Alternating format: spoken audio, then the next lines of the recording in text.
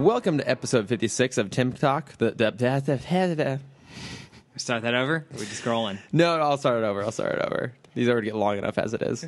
That'd be bumblefuck my way through the intro. All right. Sip of water. I might leave this in. We've only done it 55 times before this. God, I know. Well, I never said I was good at this. Welcome to episode 55 of Timm Talk, the podcast about the DC animated universe, co-created by Bruce Timm. I'm Chris Lord. I'm Cameron Dexter. And a pretty awesome episode this week. We have one of the classic Superman villains. Yeah. And also... We're back into Batman. Batman territory. Oh my God, we can finally talk about things. So good. Things we know about. Oh, Chris, it was so good. I know. It's really It's so really refreshing to be excited about an episode again. I know. And I feel a little bit bad saying that because I think for the most part, the Bizarro episode we get this week is pretty solid. It's better than most, but Yeah. watching it with a Batman episode, you definitely see like how the quality of both the writing and the animation just isn't there. I know. Well, it certainly doesn't help, too, that it was a Paul Dini Batman episode. Mm-hmm. And he's just so good with those characters. It feels effortless when you're watching it. Yeah. Even because it was a 3-part Yeah. episode. I know. We had 3 mini Christmas stories. It's such a delight all the way through. And the fact that I still enjoy Bizarro after having watched that episode means Bizarro is still actually pretty good. Yeah. Yeah, like I think if on any other week, if we didn't have a Batman to compare it to, a really good Batman, really good one. Good Batman. But it was also the intro to the new. Oh, we'll save it. I know. We'll save it. We'll save it. I'm so excited. I know. I have so much to talk about. But first, do you have any news? I have little to none. I have a poster that's staring me in the face. So I'm not 100% positive if this is official. I'm going to guess no, since you haven't seen it before. Yeah, I hadn't heard of it. But I had a friend send this poster to me. We'll post it on the Instagram. You'll post it on the Instagram at some point, yeah, maybe. No, I'm going to start making you post it on the Instagram. It's a giant piece of garbage, basically. It's like for fans that trying to explain this over an audio medium. For fans that understand what like a Marvel vs. Capcom poster looks like, where it's just full of characters and chaos. But it's like controlled chaos in those posters, because I assume you haven't seen one of those covers. No. Okay. They're cool. Okay. It's all the Marvel characters, not the Capcom characters there, and it's a fighting game. Okay. This is like a really shitty high schooler graphic design project attempted to make one of those, and just like didn't... It's Chris. There's so much wrong with this poster. You haven't actually even said yet what the poster is. I forgot. It's for Avengers Infinity War. Avengers Infinity War. I mean, maybe it's real. I'm not seeing it on Comic Book Movie. I'm not seeing it on Geek Tyrant on IO9. So my friend sent this to me a few days ago. So if it's not there, then it's not real. It may not be real. Because the one thing, looking back at it now, the one thing that definitely makes it feel less real is the Guardians in the corner. Because that's definitely pulled straight from the... That's the cover. Yeah, of 1, right? No, 1 or 2. Of 2. He's got the scarf, and the bearded cap was definitely because they've from the Comic-Con poster. Yeah, because they did do the Comic-Con poster, and I think everything that's on there is from that. And actually, that might explain why the like what are the acolytes of Thanos at the top look kind of weird, because maybe those were pulled from other places. Because I don't think they were on that Comic-Con poster. Either way, if you made this poster, you should be ashamed.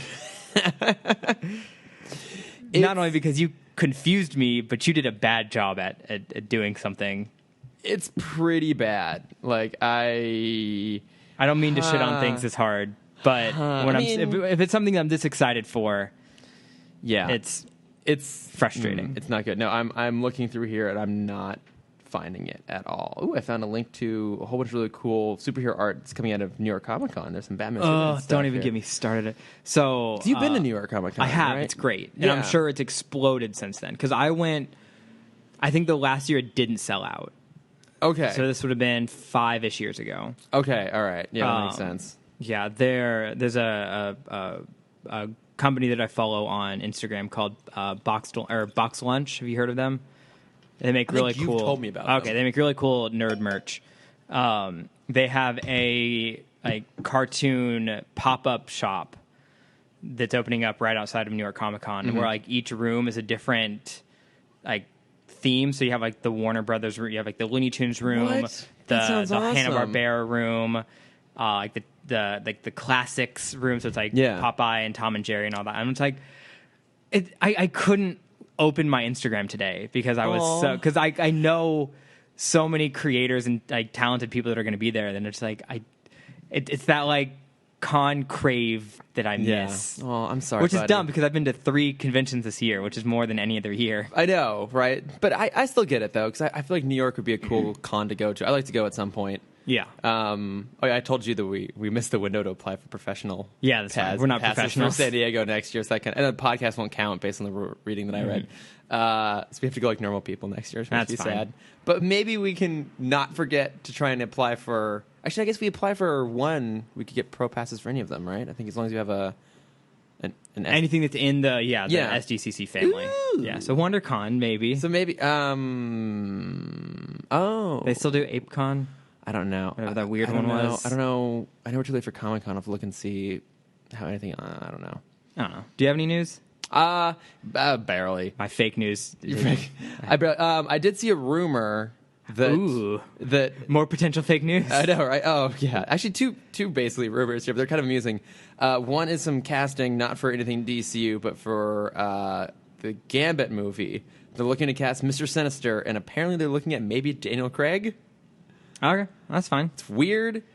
Maybe, I mean, is Channing still playing Gambit? Oh, fuck, you're right. Because if so, then that might be like they worked well together in Logan Lucky, and so they're like, hey, let's do it again. Yeah, or we that have could good just be further chemistry. proof that it's just pure speculation. Someone's just like, oh, they worked together once. Let's put this rumor out there. Yeah. So I don't know. Either way, that would be odd. That doesn't seem like something Craig would do. I mean, he was so resistant to come back to Bond because it's just such a huge clusterfuck.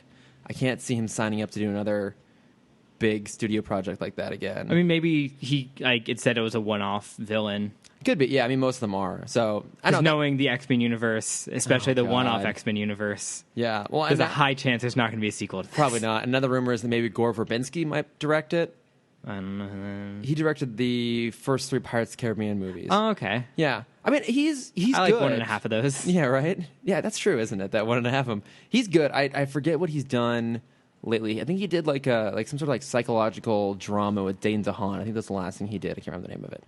So, I don't know. That might be interesting. And I did read one other thing that apparently the name the DCEU, the DC Extended Universe, I heard about this. Isn't real. Yeah. Like, it originated in an EW article back in, like, 2015 that someone, like, made that as a joke, like, the DC Extended Universe, like, trademark as a joke, and then it just stuck. Mm-hmm. I guess they're actually called DC Films. I don't know actually what the in-house, like, title for it is. Right. That's super funny, though. Yeah, because there was talk about like none of these films outside of like the Justice League movie, none of these films actually connect. Oh, yeah, there's all this back and forth. I mean, That's God, what the studio is saying. Oh, yeah. That, like all But of these are independent, I think except when they come together. Yeah, I think what the implication there might be is that they're going to worry less about trying to make them all super closely tied and like piggybacking off one another. Yeah. That they might, after Justice League, really settle down into just doing films that exist in a tonal similarity, maybe. I mean, I think I've brought this up before. They're far enough away from each other location-wise that they don't really have to worry about that too much. I mean, No. Aquaman's going to be in Atlantis. I assume he's going to be in Atlantis Or like on a coast somewhere. mostly for the next movie. Yeah. Yeah. Wonder Woman, you can continue doing historical pieces. Yeah. Or you can bring her back to the Mascara. Cyborg can go to Robo World. We're still making that movie, apparently. I don't know. Yeah, I think I'm actually okay with that. I'm okay if they're focused more on just kind of letting those movies Minus the exist fact on their that own. Gotham and Metropolis are, Oh, they'll just fucking part of the same Metroplex. They'll just retcon that. Yeah. Super fast. No one really cares. So That's the only Flashpoint change they make. well, I mean that's Is the funny thing, though. Metropolis sets itself up on the other coast. You're right on the other side. Now it's just connected to Central City. But actually, it's a good point. What the fuck do you do with Flashpoint then? Because like the whole thing about Flashpoint is that it's almost like a civil war in the sense that you would have all the other characters in there. So then, are they still? Oh, fuck it, I don't know. Yeah. It's impossible to know at this point. As we always say, we hope they're good, Yep. but we're gonna assume they won't be. We're going to get our hopes up, but not feel very much about it. No, exactly. It's ambivalence from here on out. Yes. Check them out if you want to. If you don't, we don't care. I still have a little bit of my soul that can be crushed, so I'm excited. That's true. Yeah, mine's gone. Mine's been gone a long time. Yeah. I never really had a soul to start with, actually. That's fine. Yeah. Not everyone needs one. No, I'm just a robot. Just Are you walking around. cyborg? I am, yeah. Do you have it, Alfred? Are you going to tell Alfred that you've I'm got cyborg, it? but the difference is that I have a slight personality chip thrown in there, if only just minuscule. Just the tiniest bit. Yeah. I love how... It's also why we can't make concrete decisions on this podcast. It's mean to just like make fun of an actor for like trying, but I feel like when they said you're a cyborg, his response was, okay, so be wooden like a robot. And I mean, we're basing it off of a single line that he says. I know, but there's no personality to that whatsoever. I know. I hope it's the trailer just picked a bad scene of him. Because it literally is, everyone is basing this horrible acting off of a single line that he says. But it's also an indication. 4 words. I've got it. Yeah, 4 words. To be fair, I guess in the rest of that trailer, Aquaman doesn't really say much, does he? He says woohoo. He just woohoo. Yeah. But you get his you see him more. You get his personality through his actions. We get a sense of personality, and we get a few lines from Wonder Woman. We've seen her before. And we also know the guy behind Aquaman, and we kind of assume sure. We know Jason characteristics Momoa. from then. Yeah, from we've seen a lot of the Jason Momoa. Flash. We get more from Jim Gordon than we do from Cyborg in that movie, which is fine. It's J.K. Simmons. I'm sure he'll be a fantastic Jim Gordon. He's a higher or bigger name. Yeah, exactly. So it's going to be garbage. I'm quite certain. But I'm hopeful. Until then, we have new Batman adventures. Batman adventures, yeah. Speaking of Gordon, did he look like super decrepit in this art style to you? Yeah, he's much thinner in this. He looks much older, sickly. too. Yeah, because in the old one even, Gordon was kind of a big guy. Yeah, I mean, they all kind of had that broad chest that comes back in Justice League. Yeah. But this one, they gave him a very curved back. Yeah, he's kind of diminutive. It looks like his jacket's a little too big for him. Hang on, I think Yogi might have stolen one of my socks. Give me 1 second. Is that my sock? Is that Brandon's sock? Oh God. Keep talking. We're not gonna cut this out.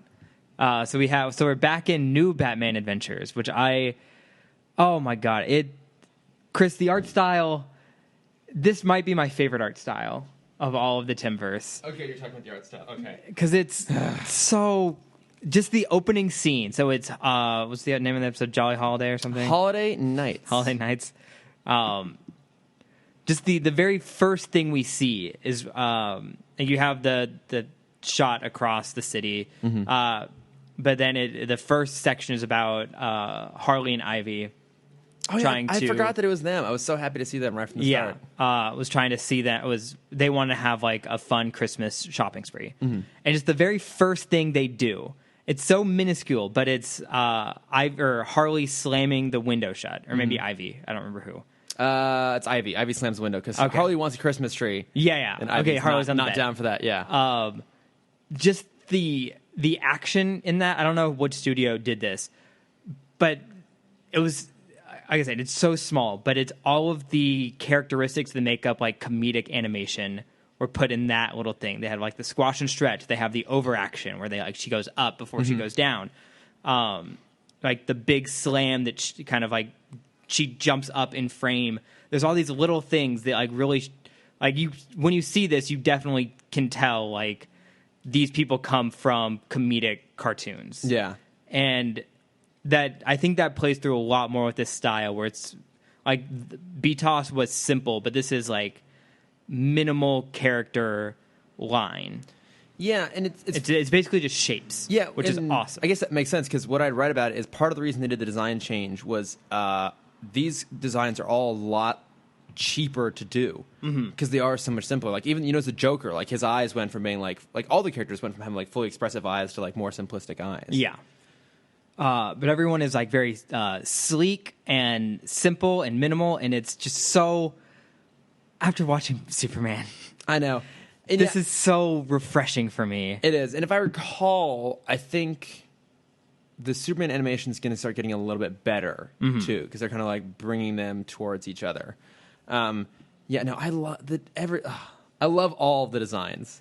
in this so much. Like some are bigger than others. Like we see like only like Montoya and Bullock got just like slight redesigns. Basically just took their same characters and just put them more in the kind of, I guess, blockier, would you call it? Yeah. Style of this, but they didn't do any sort of drastic changes. Huge improvement on Batgirl. Yes. Yeah. I think huge improvement on Clayface, too. Yeah, he looks... Well, because the first Clayface still looked humanoid. Yeah. And this one does, too. This one looks like Plasmus from Teen Titans. Oh, right, yeah. With the head kind of built into the shoulders. Like, there's no... like there's Yeah, the head's like more squat. It's not like this dome Yeah. on the top of it. It looked like a everyone pimple looks before. So good. I know. It does look great. And I have... I think I've mentioned this before. With Superman and with New Batman Adventures, I'm coming in cold. I've never seen these episodes before. Oh, fuck, you've never seen any of these? No. Oh, what? But this is such a treat. I have oh, my God. memories of these toys coming out. And I remember seeing these commercial. Like, this is the start of my cartoon, like, obsession. Well, yeah, that makes sense. This would be 97. So I'd be 4 when this show started. Okay, so yeah, you'd be old enough to maybe actually recognize this stuff. Yeah, now. and I'm sure, like... You're no longer a zygote. Yes, I'm sure, like, Burger King or McDonald's or someone had toys of these, because I remember owning a few of them. And it's like... Those little sparks are coming back as I'm watching this. And Yeah, it's right? kind of nice. It's little moments of your childhood just kind of drifting in. Yeah. Oh, my God. I know. It does look amazing. And even the plot of this one, all three of them, it's really fun. Again, we mentioned it's Paul Dini. Like, you can see it in there. The fact we start with Harley and Ivy together, and their whole scheme is that they're going to kiss Bruce Wayne and put him under mind control. And now, okay, how do you feel about them immediately then going on a shopping spree? It felt right for Harley. For Ivy, it felt a little weird. She was kind of like put in the back burner because Harley has such a strong personality. Yeah, and I think at this time she was probably more popular. I mean, it's super cliche, and you know that if they were doing an episode like this now, they wouldn't use that plot line.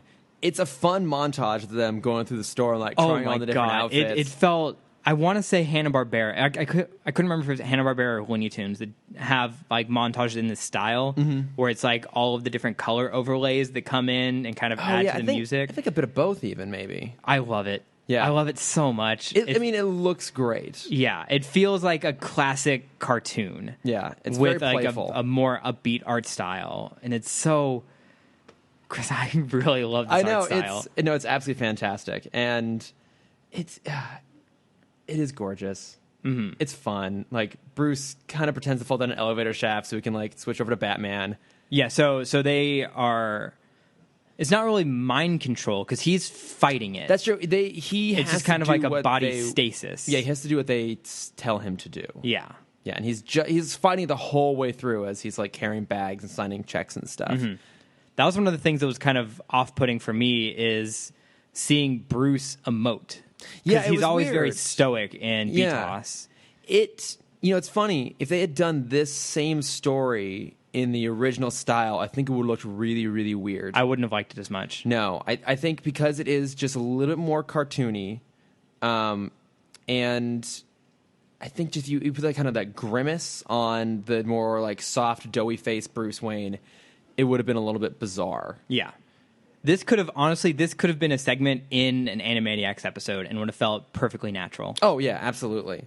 Plus, I'm just happy they finally put Bruce in a proper suit. Oh, God damn it. You don't miss the brown? I do not miss the brown and beige, double-breasted fucking carpet that he's walking around in. Yeah. I hated that suit. I hated it so much. But did you happen to catch where Batman chases them into? What the store was? No, I missed it. It was Wacko Toys. Yeah, I know. That was really good. Good thing I talked about Animaniacs a second ago. I know. It was really good, and there's a quick little fight, and they're also like really beautifully animated because it's dark, so they're all in kind of muted gray shadows all the way through. And I feel like it's funny that it's a blockier style, but like Batman's movements feel more fluid. Yeah. Here. So they definitely the only scene that I can remember or that I've seen from New Batman before is like a villain trying to punch him, and he has this like almost snake-like movement where he goes under the punch. Yeah. And I think that's like the perfect description of this art style. He's like almost serpent-like with the way he moves. I feel like part of the difference too is Snake Man. Those aren't ears; they're fangs. They're fangs. I feel like part of the difference. I feel like part of the difference here is that they do more stuff with him underneath the cape. Yeah. I feel like before, the cape was always kind of behind his shoulders, and here he feels, he's just drawn a little bit leaner. I mean, he's still broad like a fucking brick shithouse, but he's more alive, and I feel like having him kind of have the cloak over him and sliding around like that, it feels more like what Batman would do, which is he wouldn't be like this huge presence necessarily. It's more advantageous for him to move quickly and fluidly. Yeah. And also it's great for the animators because he's in silhouette.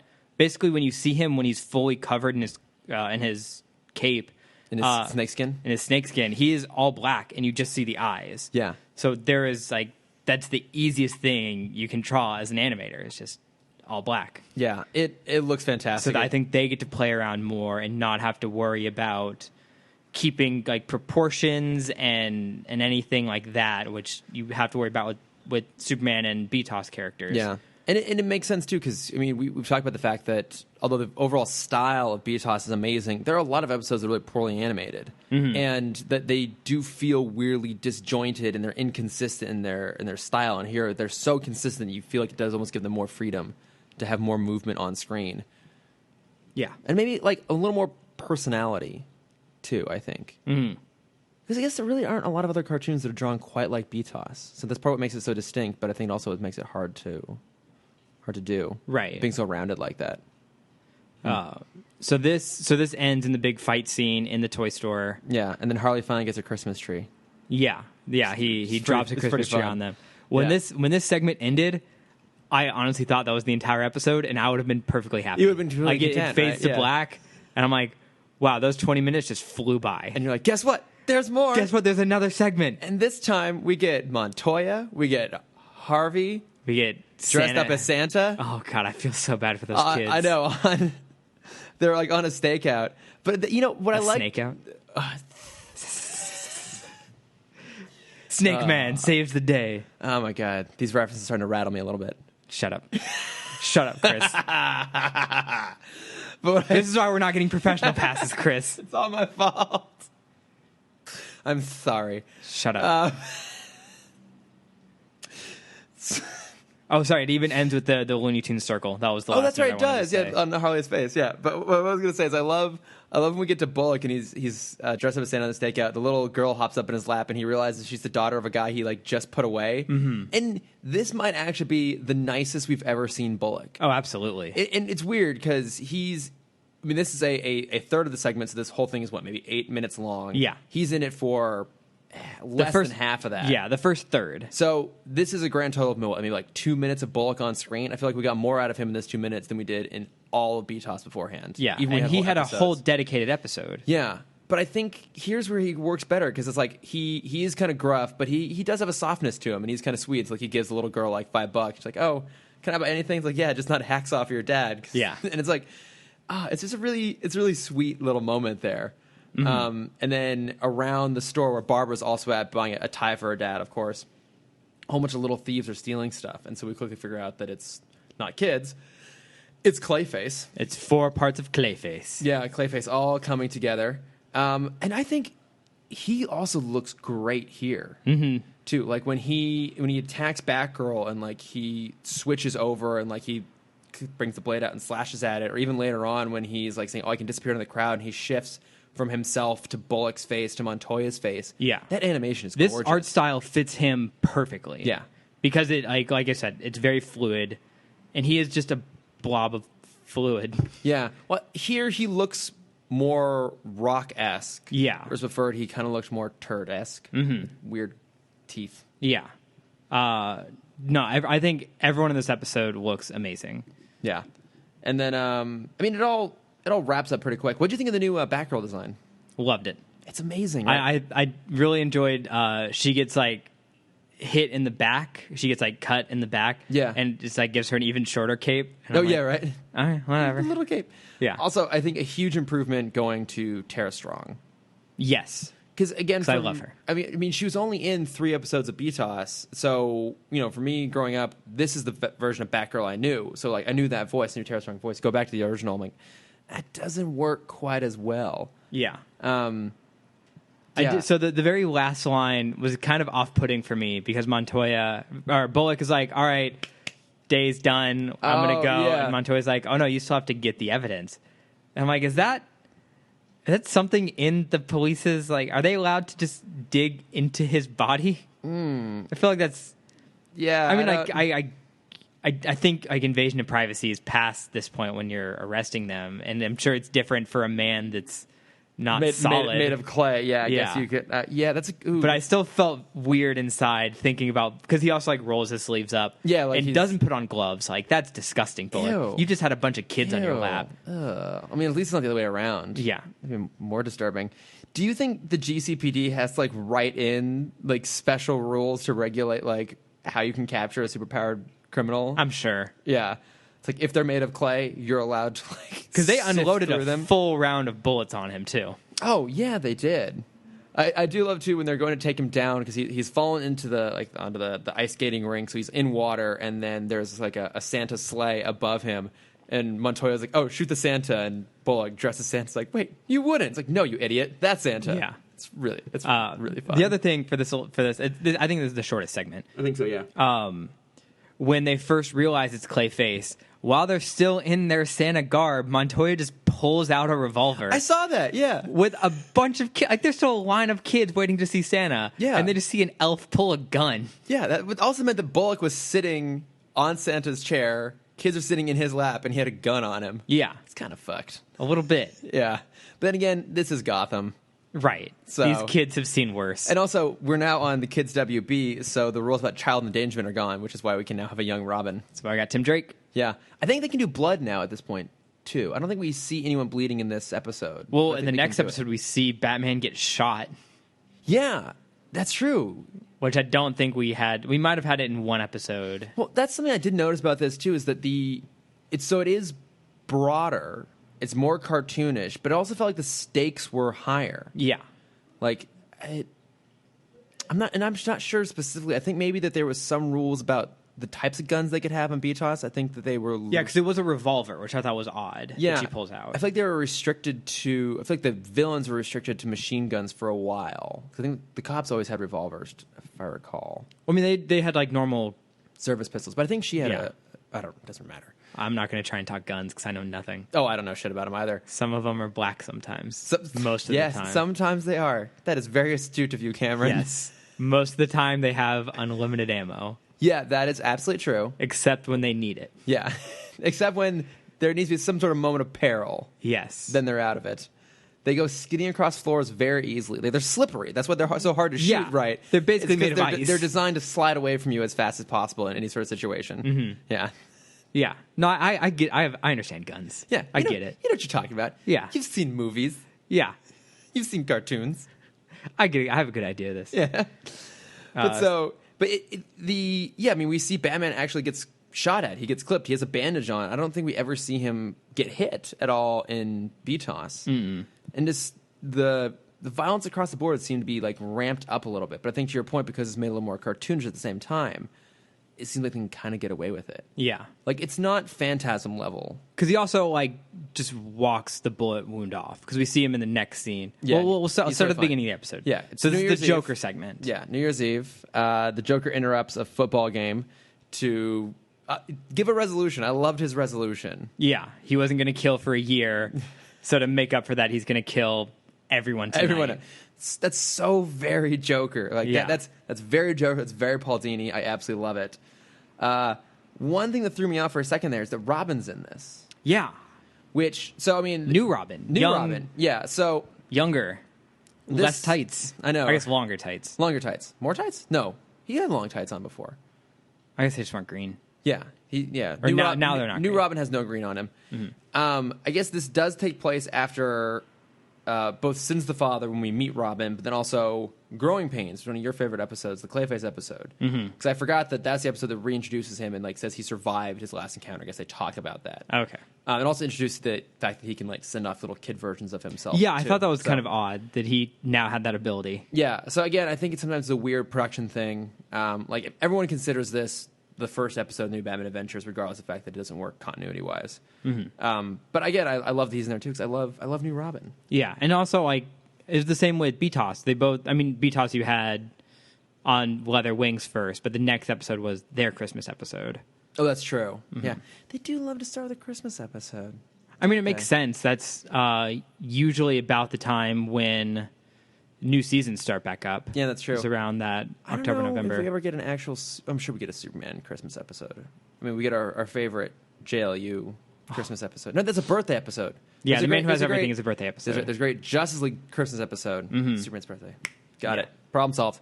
But yeah, the Joker's going to detonate a sonic bomb off of like the Times Square ball drop equivalent. Yeah. I guess this is where also like the tension was wrapped up too, because like people actually die. Like the Joker actually kills. Like I think his victims are dead.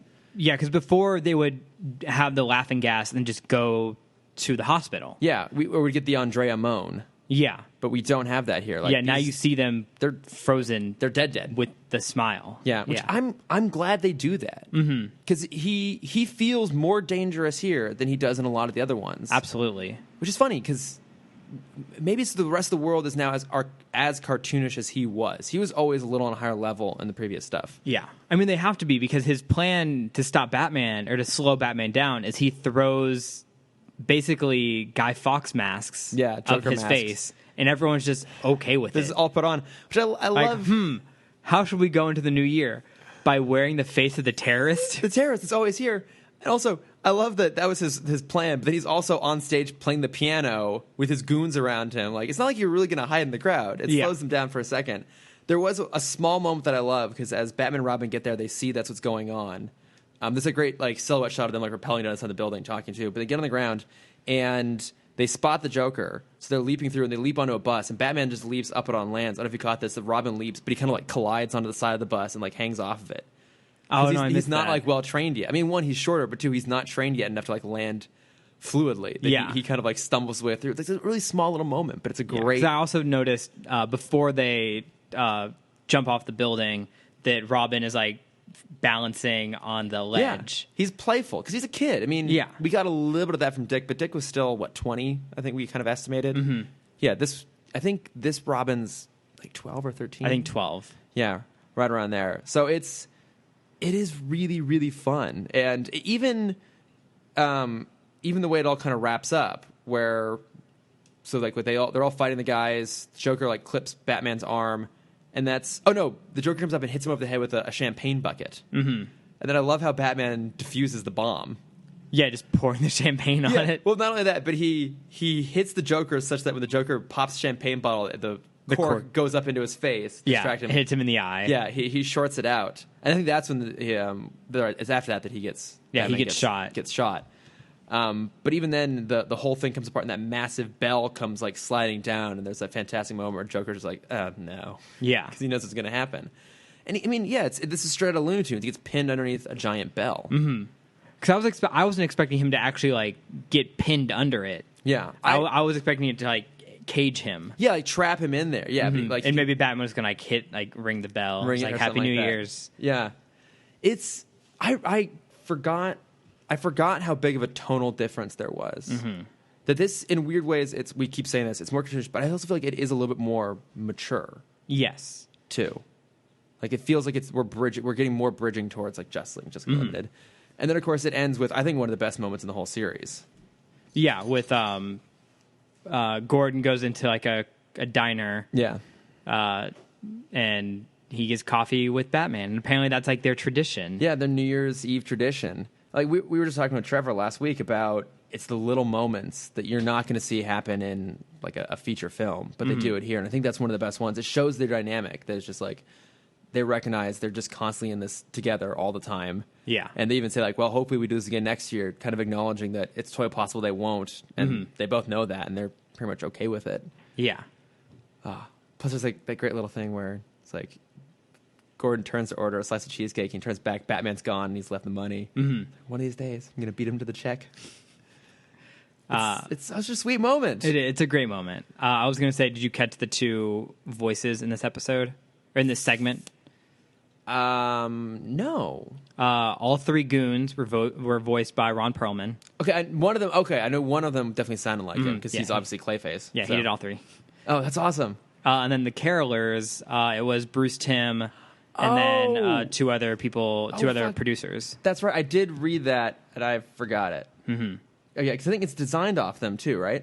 I think so. Like a younger version of it. Oh, yeah, their characters. Oh, yeah, of Bruce Timm, Glenn Murakami, and Shane Glines. I'm not sure who those other two are. But, it's so good, man. It's a great way to start us back into the Batman world. I know. I feel like if we missed it. You can kind of... I can feel that we're so much more excited this week than we have been in weeks my God, yeah. But then... We're gonna have to talk about Superman in a second. You know, but I will say it was better. Yes, it is. It is an improvement. But you made a point. You've made a point over the past couple weeks that like Lois doesn't show up in jail or JLU, and I think this episode is kind of the finishing touch for me of like good because they don't understand her at all. No, they don't. And we'll get to that. But before we get there, befitting your attitude towards Superman, our sponsor this week is Saint Anger. Oh. Yeah, so maybe you can go and guest and voice your frustrations. I have something to say. This show isn't as good as other superhero shows. Yes, it is better than others, but it does not live up to my expectations. It is only a B-, maybe C+ at times. With characters that I usually enjoy. But god damn it, do they not understand women. No, they really don't. So here's their clip. I'm Paul Air, and I've got anger issues. Convenient fees on Live Nation, that pisses me off. People who drive slow in traffic, that pisses me off. Dropping things, that pisses me off. So what do I do to manage my anger? I have a podcast called Say Anger, where I have a guest on every week. They tell me what makes them angry, and then it's like this little therapy session. It'll help you out. It sure as hell helps me out. So help me help you by subscribing to the Nerdist School Network. Ooh, you should go check that out. I'll be on there eventually. You'll be on, yeah. My anger out. There's a lot of things you get angry about. I feel like we can find something for you. I try not to get angry. You know, but I lose that fight way more than I win it. We'll just have you go on, and we'll have someone say something disparaging about Scooby-Doo. That's and son then of a bitch. Just step away. Step away for an hour, and a half. I don't think it's them saying something bad about it. I think it's them saying a wrongful fact about it. Like the introduction of Scooby-Doo made everything better. Misquoting something. Yeah. No, not anything like that. Like saying like, oh yeah, the first Scooby-Doo episode was like 1974. I'm like, shut your goddamn mouth. You know it was 1966. The famous catchphrase, if it weren't for you meddling adolescents. Yes. So, Bizarro. Yes. He's here. I love how it starts with fucking Tommy climbing up on top of the power pole. We were back in our PSAs. We are. Well, okay, here's the thing that's Don't do dares. Don't do dares. Here's the thing I think is kind of interesting about this. So, I do like the way this episode is structured. That initially we see Superman going around and like he saves the kid. He goes off and he like falls behind a police chase as a guy gets thrown over the cliff in a car crash, and then he catches it, and it's Clark. Yeah. That's actually really clever, because I forgot that's how this episode started. Even if you knew it was Bizarro, you weren't necessarily expecting that. So I think it is clever way to set things up. I also love that this like version of Superman is also super flirty with Lois. It's like, oh, how about we go out on a date? Oh, yeah. And she's taken it back. Like, normal Clark would never do that. But normal Superman would never do that. Exactly, Superman, excuse me. What I do think is interesting is in those few moments, that's actually not Superman. That is someone's perceptions. Well, specifically, it's Lex's perception of what Superman is like. Yes. Because it even felt like he was extra Boy Scouty. Well, that the one line that I wanted to bring up was after he saves piece of shit Tommy and he flies Tommy. off. Fuck you, Tommy. The kid that dares Tommy to do it, he's like, Superman's really lame. Mm-hmm. And I love that. Yeah.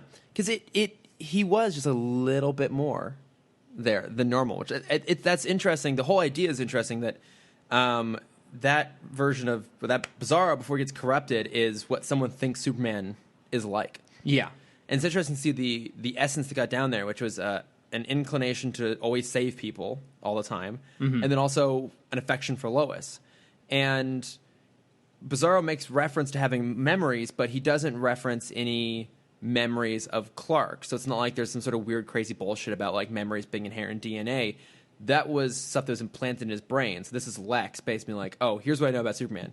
He's a big fucking Boy Scout. He saves everyone all the time, and he flirts with Lois Lane all the time. Yeah.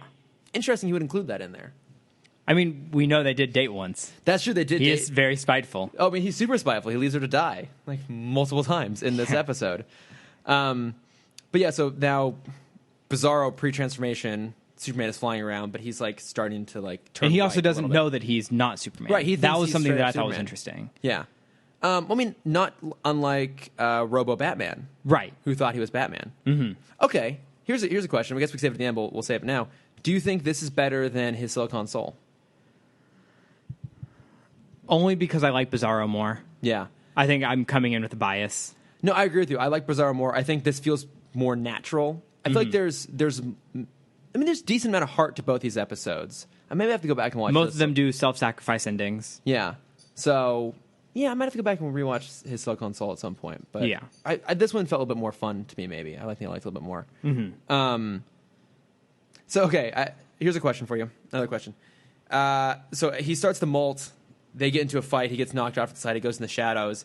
Bizarro then steps out, and he's like fully kind of gaunt and weird and Frankenstein looking. He's white. His hair's disheveled. And all of a sudden, somehow, his Superman suit, which was before perfect, is now purple. Is now purple, and he's got this weird distorted symbol. Yeah. Did it bother you at all? They just did that? Do you like they did the character design change? Do you like they just skipped over trying to explain why his costume looks different? I would have. So we see him like the skin start to get lighter and like it's like peeling off or something. I would have liked to see him just like the full cocoon just like shatter, Okay. or even just like have the remnant on the ground where he was. Just something to show that there was a transformation that happened. Yeah, because it just kind of happens. Yeah. I mean, I guess I like they didn't try and shoehorn a way to explain why his costume is different. Yeah. I guess I'm just glad they just did it, but it also did kind of bug me a little bit. Mm-hmm. I don't know. Did it... What did you think about how they named him? It was I feel like that's how every name happens in a superhero movie. Yeah. It's like someone's like, oh, you're weird. You have claws like a stupid Wolverine.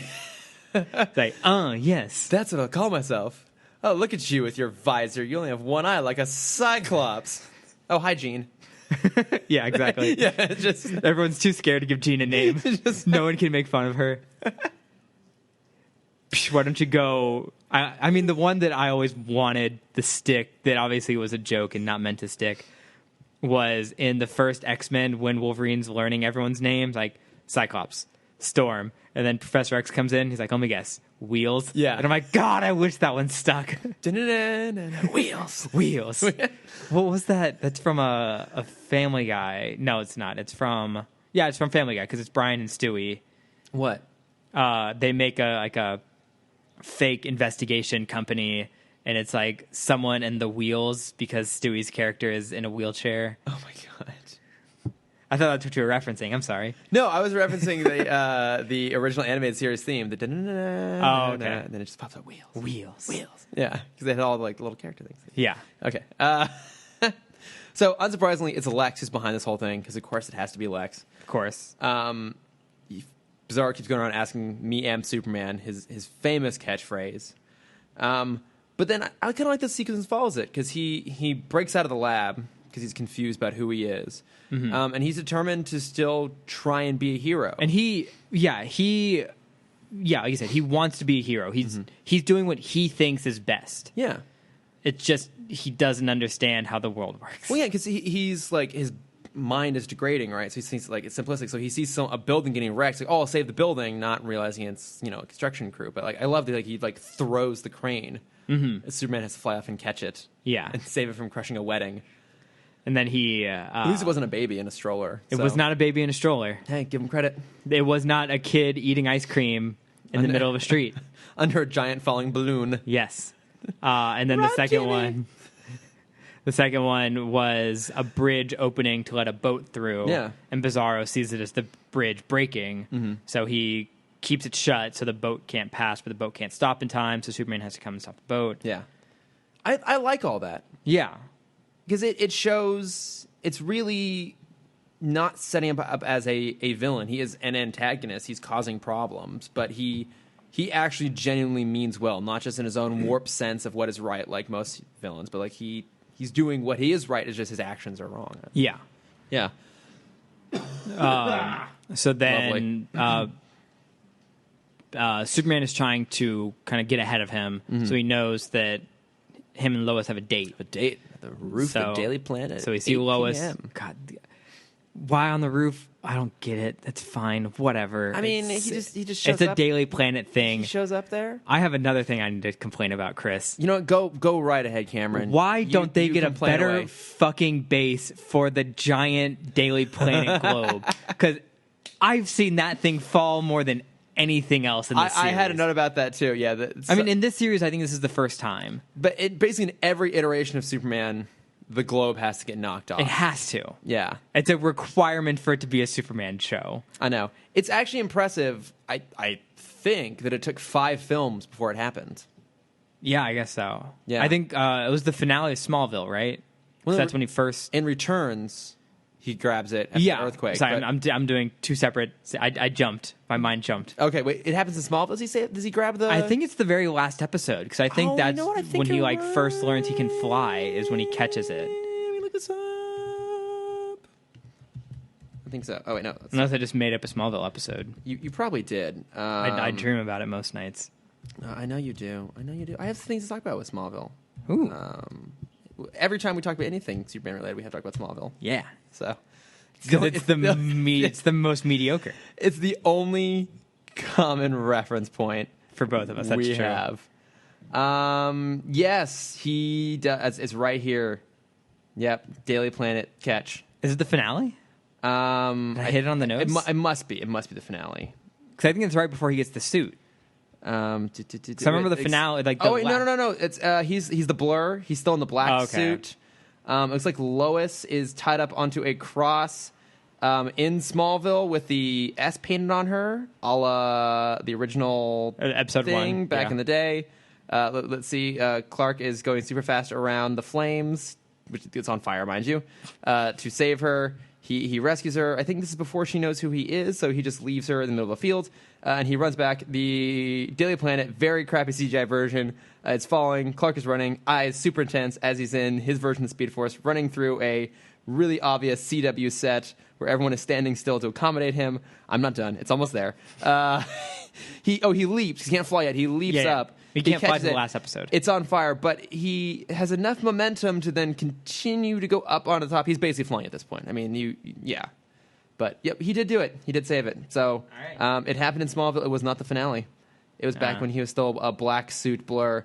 Oh, and this ends. This ends with him opening up a box from Martha, and it's the actual Superman suit, and it's one of Superman Returns suits. You can see it. Oh, so it's the second to last episode then. No, this is like season 8 because he's in the black Blur suit. But see, there's the Superman. Okay, yeah. He had the suit for like 2 seasons before he ever actually put it on. I know. I couldn't remember. Back to not Smallville. Yes. Back to what we're supposed to be talking about. Yes. So, obviously, like they get into a tussle, and Superman has to grab the globe, so he can't capture Lois or save Lois, because then Bizarro's like, "Let me show you where I'm from." Or no, he takes her on a date. Yeah.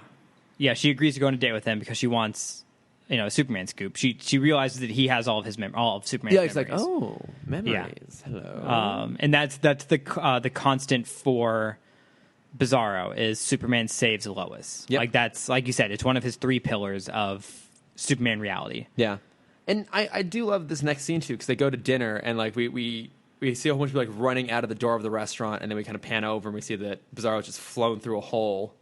He just flew through the wall and made a hole. Yeah. So then he mentions the lab, and Lois like, "Oh, take me to the lab." And so like, use the door this time. So he flies back out and just It breaks the door breaks open. through the door. Yeah. It's pretty fun. I like it. So one of my notes was, Lois, can you do anything in the series? Yeah, it's not. I mean, okay. Let me see if I can play devil's advocate on this one. Hang on. Okay, so she is on her way to follow the police chase in the beginning. She's driving, not Clark. Also, Clark was not wearing a seatbelt because he flew out of that window. Flew out of that thing, no problem. Yeah, God damn it, Clark. Safety first. Safety. Come on, Boy Scout. I know. Pfft, stupid bastard. They just don't wear seatbelts in Kansas. They don't have them yet. No. So. This was the 90s. It's the 90s. Oh, my God.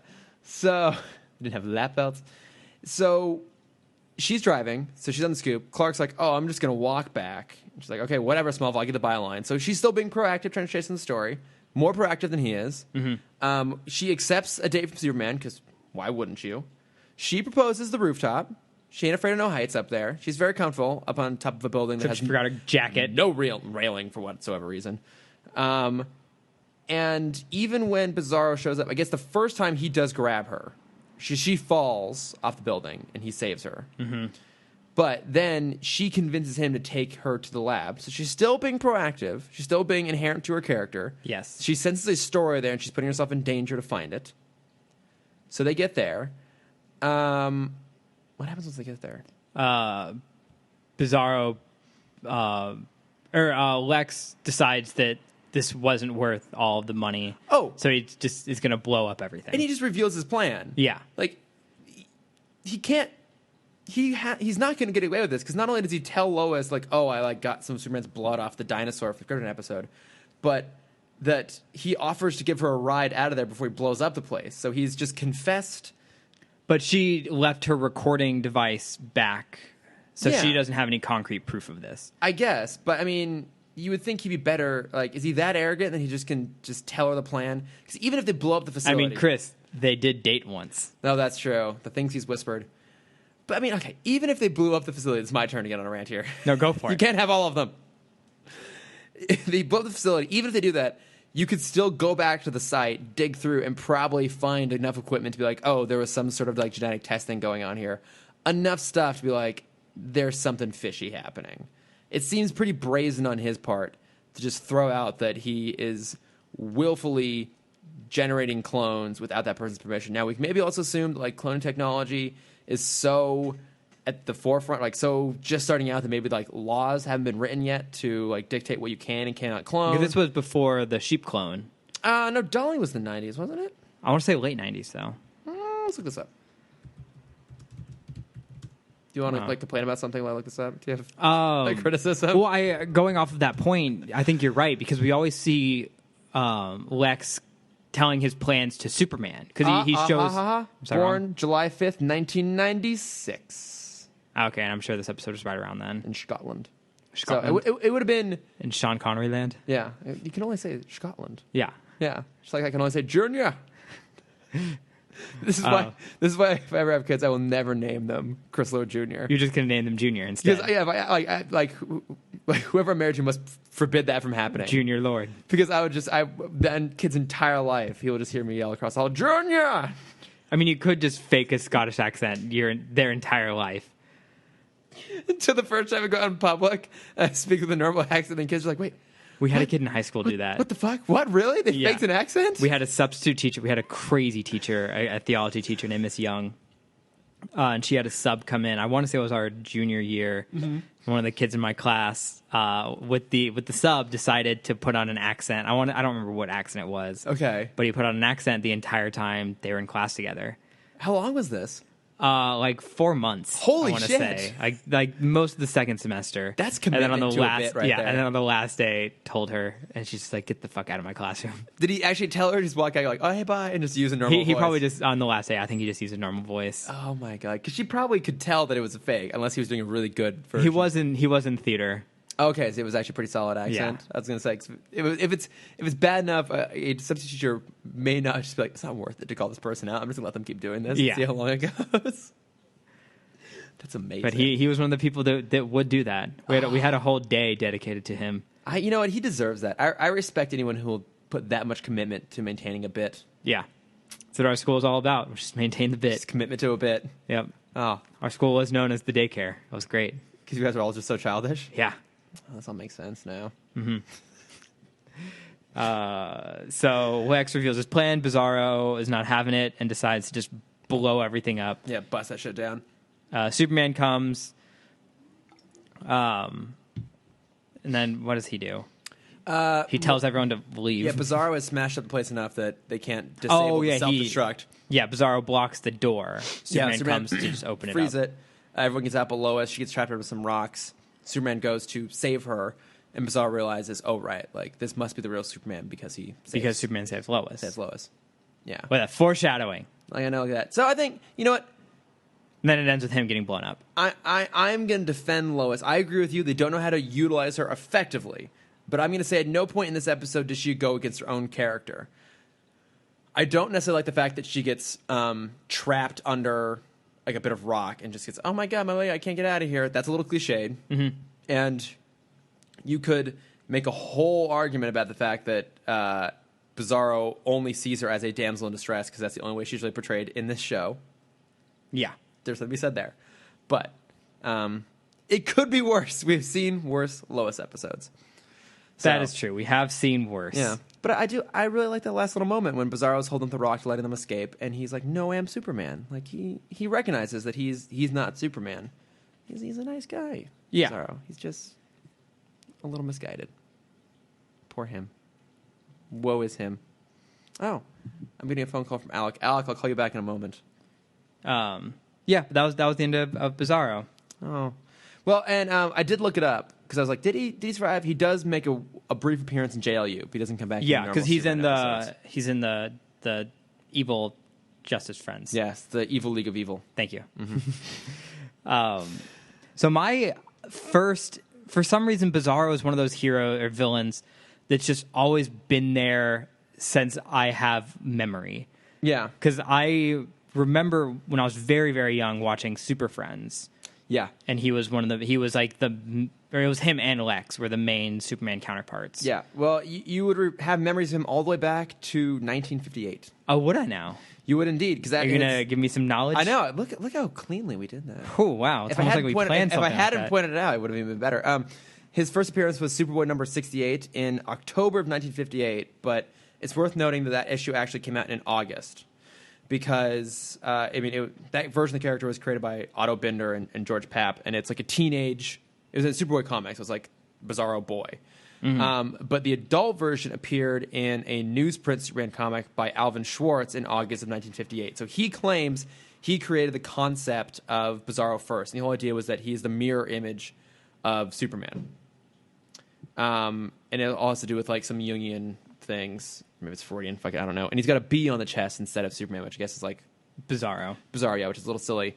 But then, in 59, the adult version with the S as we know him appeared in Action Comics number 254.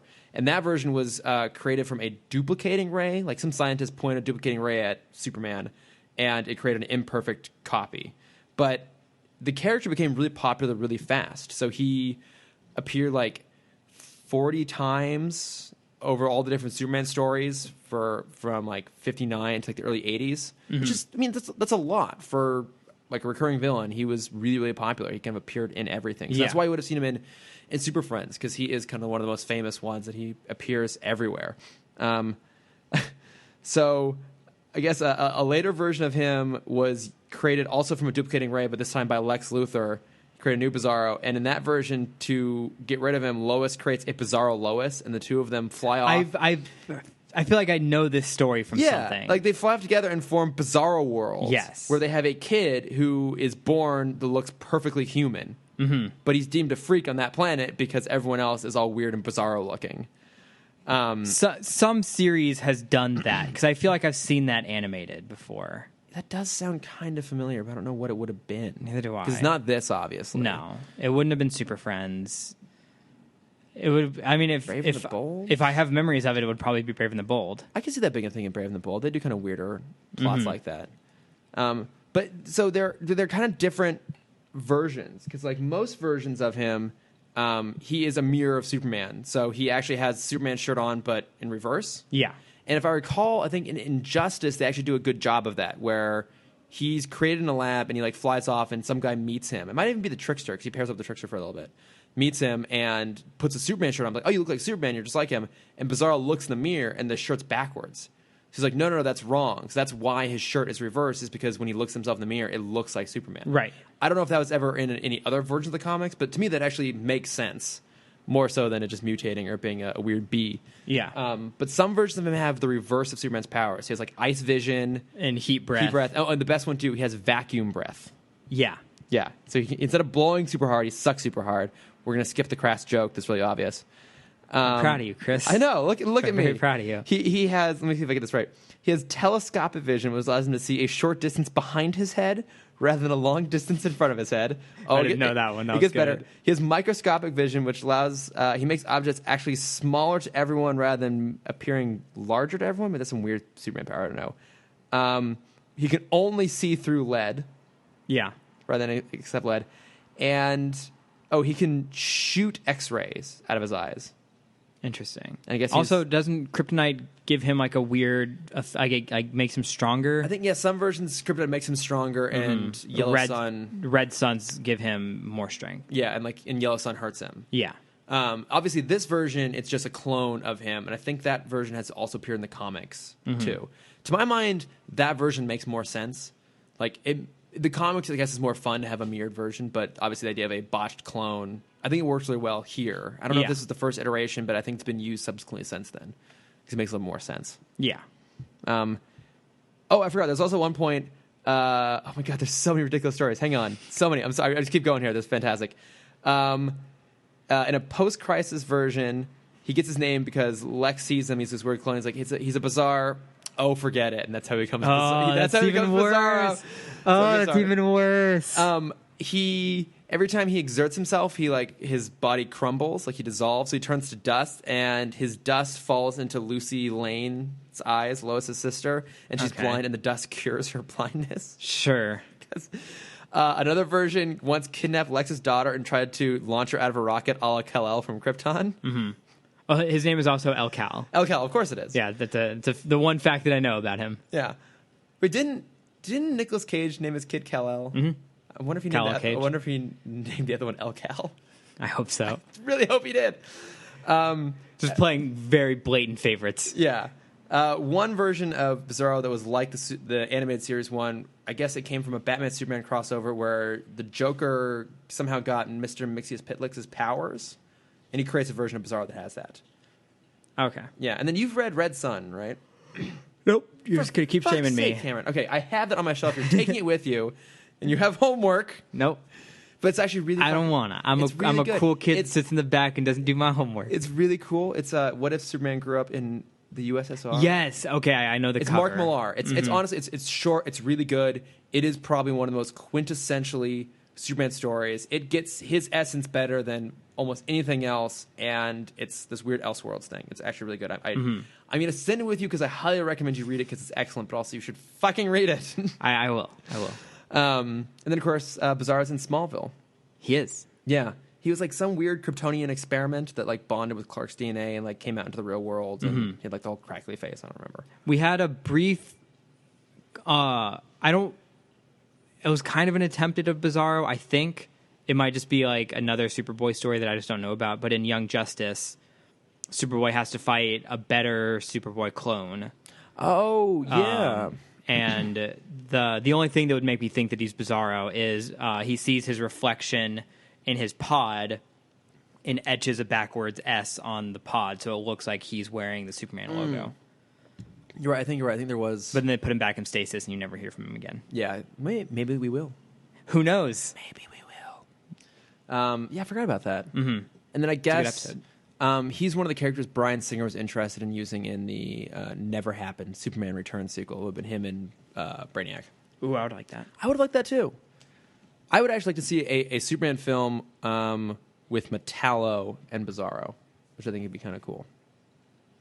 I don't know. I just like those two villains. Yes. Other thoughts on Bizarro, on Superman, on the gorgeous art style of the new Batman Adventures? I think I've talked myself out. I think that's everything. Oh, are you all tuckered out? I'm all tuckered out. Are you just going to go slither off to a nice warm space and take a little nap? Maybe Shut up, Chris. Curl up around your eggs. What do you have to plug, Chris?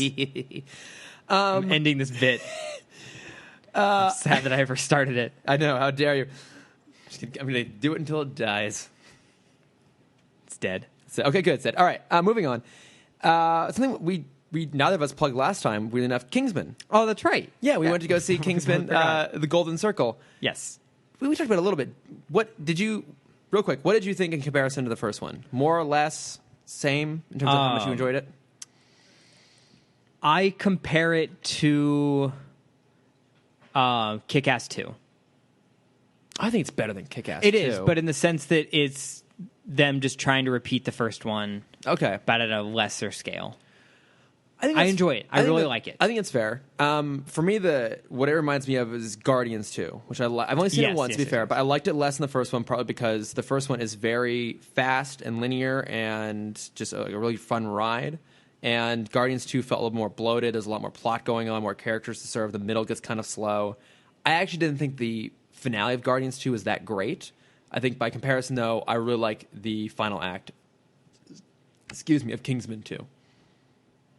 Yes. Yeah. It's fun. Maybe it's because I just listened to an interview with Matthew Vaughn when he was kind of talking about making it.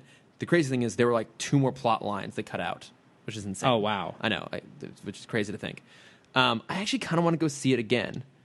Like, the more I think about it, the more I'm like, I really do want to go watch it again. I think like the more time I'm away from it, I'm appreciating it even more. Okay, that's good. But I mean, I think people have asked me is it worth seeing. I think if you liked the first one, it is worth seeing the second one. I don't know if you necessarily need to run out to the theaters to go do it. It might be worth seeing an audience just because it is a fun movie to kind of have the energy around you. Yeah. And maybe not being able to get up and play, press pause might be nice. But I think it's worth seeing. I don't know. What do you think? Yeah, I definitely would put it on the watch list. Yeah. Like I said, I'm being harsh because I love the first one so much. I do too.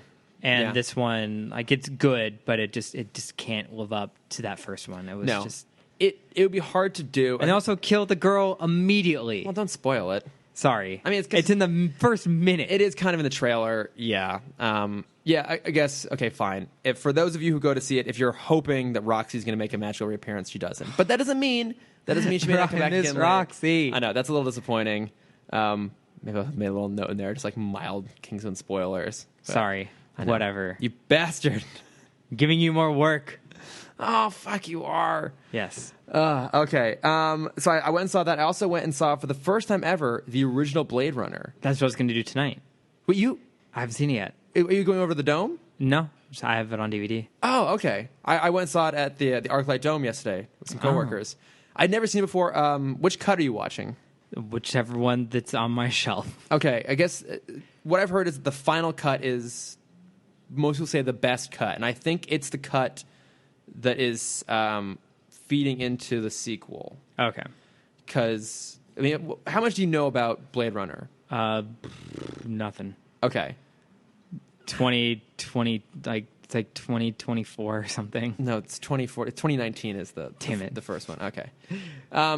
Maybe we'll have a follow-up conversation on this at some point down the line, because there is some stuff with the replicants that It ends in like a question of like, is it real or not? Okay. Growing up, I always got Blade Runner and Total Recall like mixed up. That's fair. I can understand why. Okay, so you know that, cause that's one thing I knew about it too, was this idea like, is Deckard, Harrison Ford's character, is he a replicant or not? Mm-hmm. And so I kind of went in thinking that was going to be part of that cut. The final cut that I watched doesn't have any of that in there really at all. Maybe there's some weird little references that aren't quite explained, but there's definitely not a huge question hanging over of is he one or not. And I think that's the version that they are more or less considering canonical, although the writers won't really answer what that is or not. Okay. Just because based off of the trailer for 2049, it doesn't seem like he's a replicant. It seems like he's human. So I don't know I don't know if there's like the theatrical, there's the directors, and there's the final, I think, are the main three. It's been on my shelf for 5 years. I apologize to my stepbrother for not watching it yet. Okay. He sent it to me freshman year of college. I've also owned a copy for, I don't know, a good 5-6 years and never seen it. Yeah. So, but those are the two things. I finally went to go see some movies. Yay! Look at you. I know. It was really fun. Also, have you ever been to the Dome at the ArcLight? Yes. It's awesome. It's so cool. I know. I loved it. So, anyways, what do you have to plug? Going off of last episode, I finally started Supergirl. How is it? It's not bad. Okay, so you're starting season 1. Yes. The CBS season. Yeah, I since I heard it's not great, I found a list of like the key episodes I need to watch. Okay. I watched the Livewire episode. Oh, how was it? So much better than the Superman Livewire episode. Is she like a social media influencer instead of a Nope, shock? exact same story. Oh, really? Interesting. Okay. But the radio station that she is a shock jockey on is owned by Kat Grant. Yeah, Grant. Yeah, Calista Flockhart, who I've heard is great. Yeah, she's awesome. So this is the story that I wanted, and the story that I tried to explain in the last 2 episodes ago. They had the missing piece that I was trying to find. Like, she has a reason of being a villain because she's like shitting on Supergirl, but for like the wrong reasons. Okay, she's shitting on her appearance and like she's not skinny enough, she's not fitting these beauty standards, blah blah blah blah blah. And so Kat's like, this is like you can do whatever you want, but like that's unacceptable for like lady on lady hate like that. Yeah. So she fires her, or she doesn't fire her. She moves her to be like the weather person in the helicopter. Okay. Or not the traffic person in the helicopter. Okay, sure. Yeah. So she goes up in the helicopter, thunderstorm, the helicopter starts to go down, Supergirl saves the helicopter. As she reaches for her hand, she gets zapped, live wire. Okay. All right. So yeah, same setup. That feels but better. Now though. she has a motive of being a villain. Yeah. Unlike Which just being a dick to be a dick. Yeah. And you see her kind of... The one thing that I don't understand is, like, the jump from using electric powers to just be like, oh, I can just become pure energy. Like, I wish there was more of a span. In both episodes, they kind of, like... It's, like, immediate. They shock something, and they're like, oh, I get this. And they disappear into technology. Okay. It's a little silly. Yeah, so she, like, accidentally kills someone as she's leaving the hospital. Oh, interesting. And that's when she's like, oh... I can do something with this. And that's when she kind of starts her evilness. Right, and then it's solved the same way. Okay. Water. That sounds pretty cool, though. It sounds like a big improvement. Yes. It was good. Nice. Yeah, so far I've been enjoying it. I think I've watched 4 episodes. Okay. So it's not bad. Oh, good. Yeah. I feel like that's one I should watch at some point, but I probably won't. That's kind of how I felt. Like, I since we're still on Superman, I'm not going to watch the Donner films. I know. I'm just going to watch Supergirl. No, I mean, I'm going to make you watch the Donner films. Yeah. I know. I'll watch them at some point. No, we'll do a thing. Yeah. We'll do a thing with it. But yeah, that's how I'm going to plug. Okay. Oh, only one thing? I gave you more work on the other thing. I'll make it easier this way. Oh, thank you. It's been a busy week. It's only been 4 days since we recorded the last episode, so I haven't had much time to... Has it? Mm-hmm. Fuck. Yeah. Sunday. Oh, God. Our recording schedule is off sometimes, so yeah, it's weird. You can tell when I have less to plug that there's been less time. Yeah, we usually do it on the between. Thursday. Yes. Give myself a nice long stretch to wait until Monday night to edit. Yep. Okay, well... We did it. I think that does it, yeah. If you want to reach out to us, we are, of course, at Timm Talk Pod on Facebook and Twitter and Instagram and Gmail, if you're really feeling inclined. Oh, yeah, we do that sometimes. Yeah, we do that sometimes. I am at Lordifer, where you can go and see very little, because I almost never post on Instagram, and I basically never, ever tweet. So... But of the two, check out the Instagram. I guess that's slightly better. If you want to follow me, you can see my artwork at Cameron.Dexter. I'll post something eventually. Yep. And if you want to see my face, you can follow me at CamDexter_adventures. Yeah, we're going to Disneyland this weekend. So going to Disneyland. You guys will be able to see both of us at Disneyland. Yeah. Feeling grand old time. I haven't been in so long. How many days is it now? Like 5 days? 6 days. 6 days? Oh, my God. I was there on Saturday. Okay. Well, so it will have been a week. Man, how have you made it? It's been rough, man. I mean, you're already ready. You've got your greetings from Agrabah shirt. You got your classic white Disney hat on. Yep. Wouldn't have it any other way. Yeah. All right. So thanks, everyone, for listening. Bye. Bye. The Nerdist School Network. For class and show information, visit nerdistschool.com.